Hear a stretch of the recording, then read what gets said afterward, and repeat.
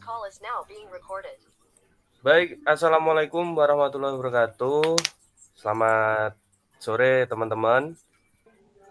Kami dari kelompok 7 kali ini akan membahas terkait pertemuan 14 nih dari kelas etika profesi.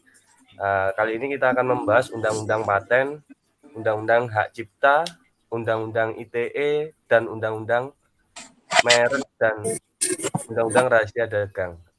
Nah, kali ini kita akan membawa sebuah topik, yakni topiknya kita pakai Spotify.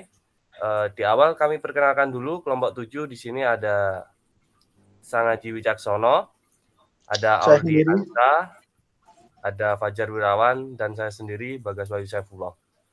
Baik, tidak usah panjang lebar, mari kita ke pembahasan yang pertama.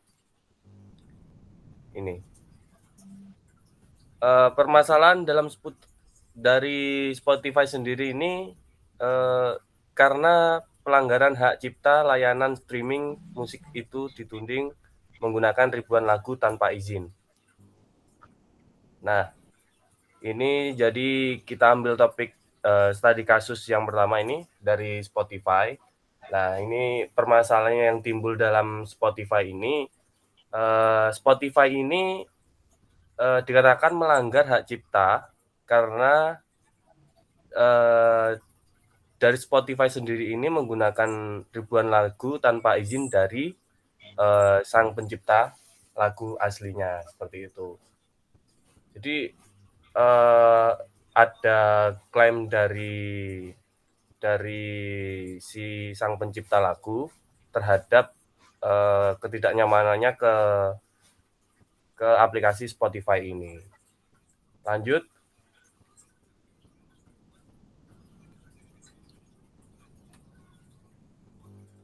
Nah, lanjut untuk ke pembahasan apa yang berkaitan dengan properti intelektual pada studi kasus tersebut. Nah, pembahasan ini tentang para pencipta lagu yang merasa dirugikan dengan adanya Spotify. Karena aplikasi tersebut memang diperuntukkan untuk lagu-lagu bagi usernya tanpa ada perizinan dari sang pencipta lagu. Nah, untungnya penggugat yaitu pencipta lagu adalah untuk melindungi agar karya atau asetnya terjaga dan tidak digunakan atau dipakai oleh sembarangan pihak tanpa seizin dari pemilik aset. Pihak penuntut mengejar atau mendesak Spotify karena pihak Spotify telah menggunakan karya mereka tanpa seizin pemilik karya tersebut dan terlebih lagi karya tersebut sudah memiliki hak cipta. Lanjut ke pembahasannya. Nah, mengapa sih properti intelektual ini dianggap penting? Nah, karena di sini hak kekayaan intelektual hanya diberikan secara khusus pada satu orang atau kelompok yang memang menciptakan aset atau karya cipta yang didaftarkan. Dengan berhubungannya dengan Spotify, hak kekayaan intelektual, maka perlindungan hukum kepada pencipta juga terhadap hasil cipta karya serta nilai ekonomis yang terkandung di dalamnya juga sebagai sebuah perlindungan akan aset berharga yang dipunyai perorangan ataupun kelompok dalam bentuk hasil karya. Nah, jadi untuk mengantisipasi adanya pelanggaran hak atas kekayaan intelektual orang lain, bahkan meningkatkan kompetensi dan juga memperluas pangsa pasar, khususnya dalam hal komersialisasi kekayaan intelektual. Hal ini mungkin timbul karena dengan adanya haki akan memberikan motivasi kepada para pencipta industri dan masyarakat luas untuk dapat berkarya dan berinovasi serta mendapatkan apresiasi dari ciptaannya tersebut. Lanjut. Untuk mengenai masalah copyright nih, mungkin dari Mas Aji nih bisa dibantu. Oke, makasih Mas Bagas. Nah, melanjutkan slide sebelumnya di sini, kenapa kenapa Spotify digugat oleh pencipta lagu, mengingatkan kembali, jadi pencipta lagu itu pingin karya-karyanya ini juga dihargai dan berlisensi. Nah, hubungannya dengan copyright di sini itu tidak menggunakan izin, artinya kurang lebihnya seperti itulah. Nah, kelebihannya dari penggunaan copyright digunakan untuk mendapatkan finansial lebih bersama-sama.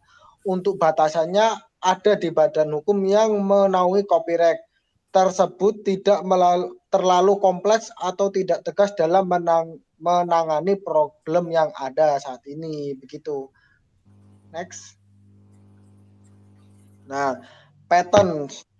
Patent di sini juga kelebihan dari menggunakan patent adalah untuk menjaga kualitas hasil karya oleh sang pencipta agar tidak diubah-ubah, dan untuk badan hukum yang menaungi tentang patent dan bersifat resmi dan tegas.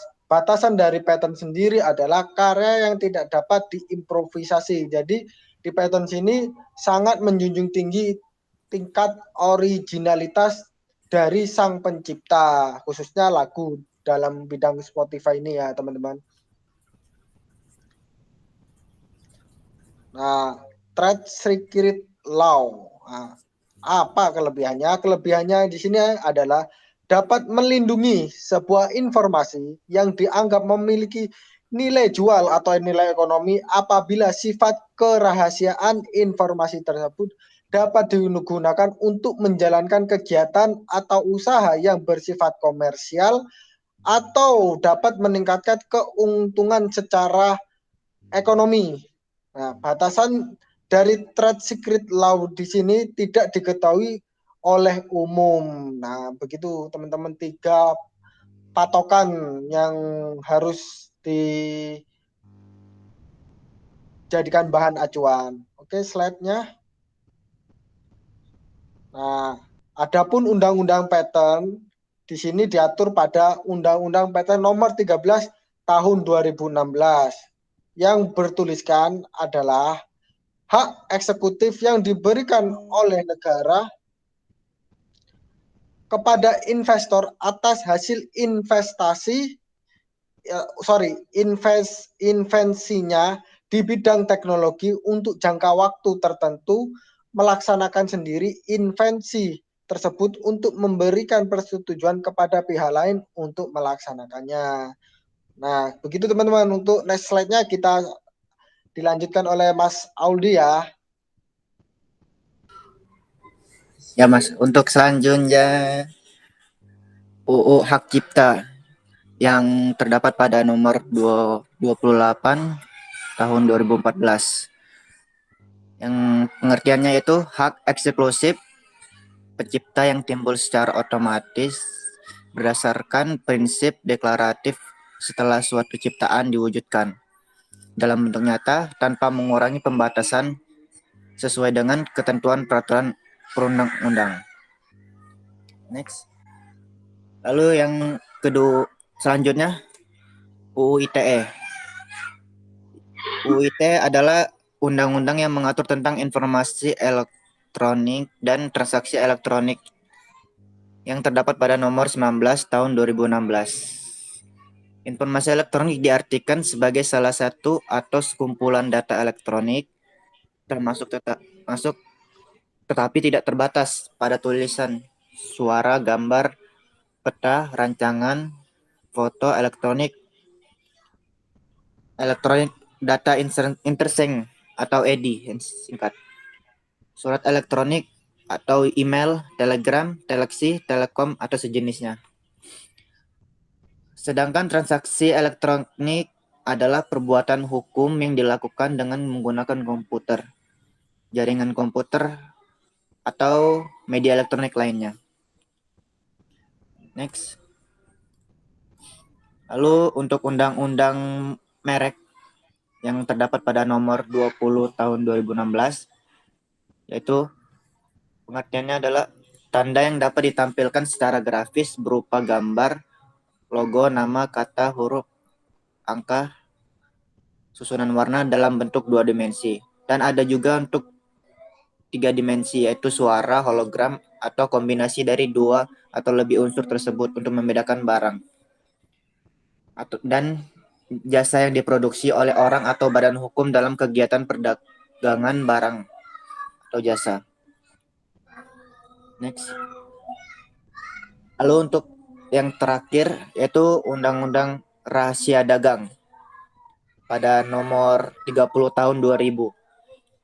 Ya, pengertiannya adalah informasi yang tidak diketahui oleh umum di bidang teknologi ataupun bisnis, mempunyai nilai ekonomi karena berguna dalam kegiatan usaha dan dijaga kerahasiaannya oleh pemilik rahasia dagang. Mungkin untuk slide selanjutnya mungkin akan disampaikan oleh Mas Fajar. Nah, untuk kesimpulan dari presentasi dari teman-teman tadi, ini dapat disimpulkan bahwa dari studi kasus Spotify yang berhubungan dengan poin 1 sampai 5 undang-undang di atas adalah, yang pertama adalah undang-undang paten, yang kedua adalah undang-undang hak cipta, dan yang ketiga adalah undang-undang ITE. Nah, untuk kebijakan yang telah dilakukan perusahaan atau temuan terkait pelanggaran dari kasus tersebut yang sudah terjadi atau yang sudah dilakukan adalah Spotify dituntut gara-gara dianggap tidak membayar lisensi musisi dengan benar. Selanjutnya adalah Spotify dituntut 21,6 triliun dalam gugatan yang diajukan pada 29 Desember lalu. Mereka menuduh pelanggaran hak cipta yang dilakukan Spotify karena menggunakan ribuan lagu Big Sean tanpa lisensi yang layak. Dan yang selanjutnya, ini bukan pertama kalinya Spotify dituntut masalah hak cipta. Saat ini Spotify sedang dalam tahap penyelesaian kasus 43 juta yang diajukan pemegang hak musik dan Spotify atau yang biasa dikenal sebagai kasus Ferik vs Spotify. Selanjutnya adalah dalam penyelesaian itu, Spotify mengaku gagal mendapatkan lisensi undang-undang yang diperlukan untuk memproduksi dan atau mendistribusikan komposisi musik pada platformnya. Nah, ini kita ambil berdasarkan beberapa link dan diantaranya adalah link di bawah ini dari cnnindonesia.com. Sekian presentasi dari kelompok kami, kelompok 7. Bila ada kurang lebihnya, kami mohon maaf. Assalamualaikum warahmatullahi wabarakatuh. Waalaikumsalam warahmatullahi Warahmatullahi wabarakatuh.